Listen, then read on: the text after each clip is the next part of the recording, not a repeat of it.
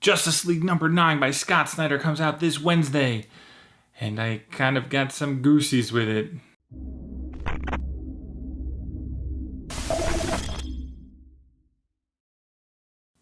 Okay, kids, Justice League number 9 came out this week, and Scott Snyder has taken every iteration of the Justice League, whether it be cartoon, Justice League Limited, Justice League, or even stuff from the 70s and 80s, and picked all the best parts from the comic books, the cartoons, and put together his version of the Justice League.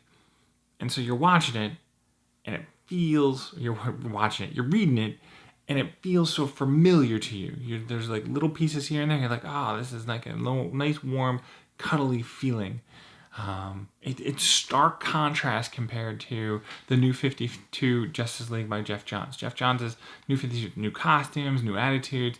Characters didn't even seem like they were the same person you were reading a couple months ago.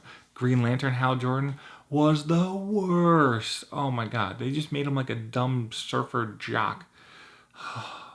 And then you go to like Scott Snyder's Justice League. And then you're talking about John Stewart and all the complex details that he goes through. And he's a very simplistic character. It's just night and day, because what Scott Snyder is doing is he is laser focused on the characters and their emotions and what makes them tick and what makes them break and what all the different elements of, you know, what makes them happy and what could like crush their universe and make them just fall apart.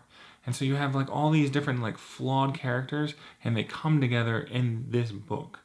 And he's got, you know, Hawk Girl's got issues, Martian Manhunter's got issues, you know, Superman, Batman, Flash, you know, everybody's got little problems. But if you put them all together, it's like, boom, Justice League. And you're like, wow, this is the Justice League. And it's really powerful. And then just to get in with this issue of Justice League number 9, the things that blew me away about this book is the amount of respect that Snyder has for the characters.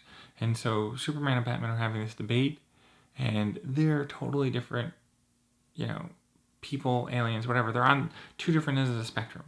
You got Batman over here and Superman over here, yet they respect each other, and they can have a conversation, and they can debate, and they can come up with an answer.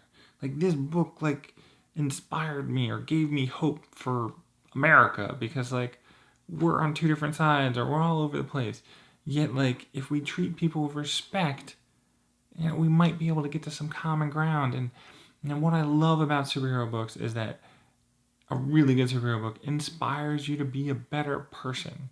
And the respect oozing out of Justice League number 9 is contagious. You're just like, oh my god, I need to be respectful of the people. Like, I want to have a conversation. Like, it's a new way of talking, because like we've been so angry. We've been Comicsgate, all the other things that have been going on. Like, this is like a new way to talk to your friends about comic books. It's just, I don't know. It's just, maybe I went too deep with it. I don't know, but like, it was so good. And Superman and Batman battling it out and like talking about like where they are in this world, and Superman just being that rock, like, oh, so good. Do I know what's happening with the rest of the universe, or what's going on with Justice League number 10, or the other elements or the other forces? No, not really.